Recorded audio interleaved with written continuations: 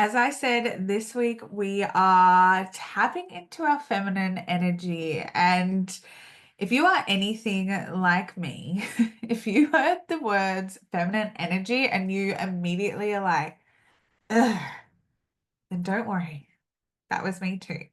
I remember when like people would say like feminine energy or like tapping into your feminine, I'd be like, cool, like not for me. Like this sounds way too girly, way too fairy, like nah. But what I've come to realize is feminine energy is actually really tapping into the part of you that you've most likely suppressed, especially post breakup. And it all falls into the softness. So when we are operating in our masculine, that's like our more energetic decision making, all of those kind of like masculine traits, or what traditionally we think men would do. And the feminine energy is more around the softness and receiving and worthiness and things like that. So we're really going to go into that this week. Bear with me, it will all make sense. But what we're really going to talk about is this, and then we're actually going to go into a practice called an embodied belief shift. So we'll go through the theory and then we will finish off with that. And I also have some tasks for you to do this week as well. So, what is feminine energy? I know my explanation just then like made no sense, but feminine energy, like I said, it's all of the things that are like traditionally a a woman's quality. However, it is important to know that it's not about gender. It's about your energetic balance. So, feminine energy is tapping into your intuition. It's being magnetic. It's the softness. It's the creative. It's the feeling. And a healthy feminine really taps into this. We all carry both feminine and masculine energy. And this is just all about healing your relationship to the feminine and healing your relationship to receiving, which, if I relate this back to my my story, I think of the times where I was just so in my masculine. I'm the one paying the bills. I'm the one working. I'm the one making the decisions. I'm the one doing all the things. But then on the other side, I was also doing all the feminine. I was doing the cooking. I was packing the lunch boxes. I was doing the cleaning, the washing, the folding, the loving, the nurturing. And there was such an imbalance of my masculine and feminine because I had to do those feminine things and I had to do the masculine things, but I wasn't actually surrendering to either. It was just out of a place of survival. Now, there will be so many reasons why we struggle to receive. So we struggle to allow people to help us or give to us. And we really, really need to think back to, like we spoke about in our previous modules. But if you were taught that love is earned and not given freely, that would put your walls up to not want to receive.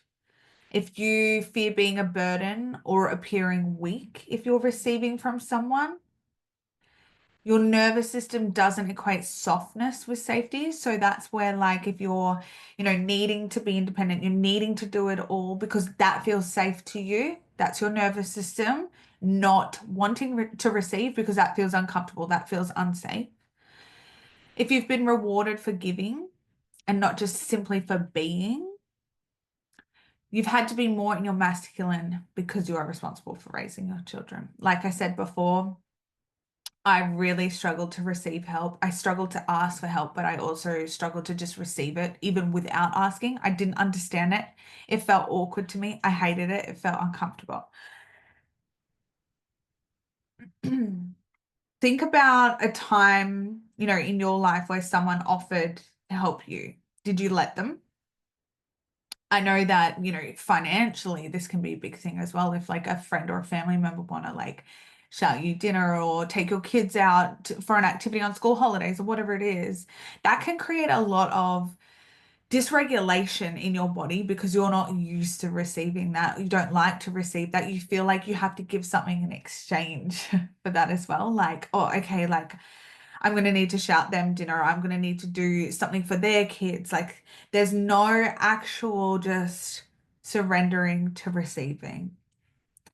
And it's funny because we, society, like to really frame this thing around like gender roles and receiving from men, but we can actually learn to start receiving comfortably from friends, family, our kids, colleagues, and the universe. So there's all different ways that you can receive, and that's in support, love, compliments.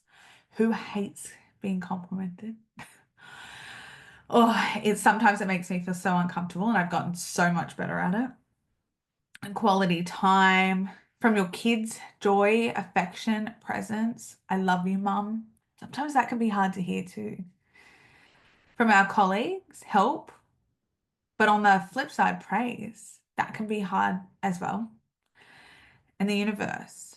And this is where we need to also tap back into our intuition, which is such a feminine trait. And that's seeing the signs, seeing the opportunities, receiving abundance. We can struggle with that if we're so used to just doing it all on our own. Masculine. Some reflections for you. What do you do when someone compliments you? What feelings come up for you?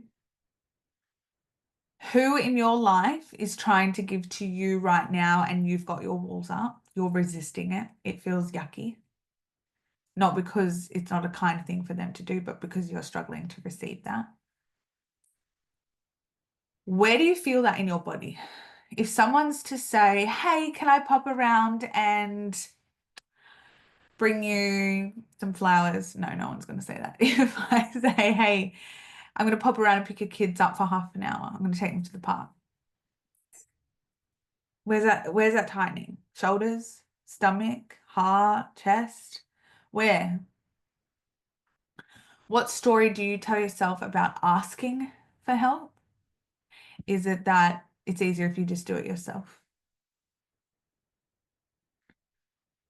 And when you're journaling, I also want you to rewrite this belief. If I receive help, kindness, a meal from someone, it means I'm worthy. It means I'm supported.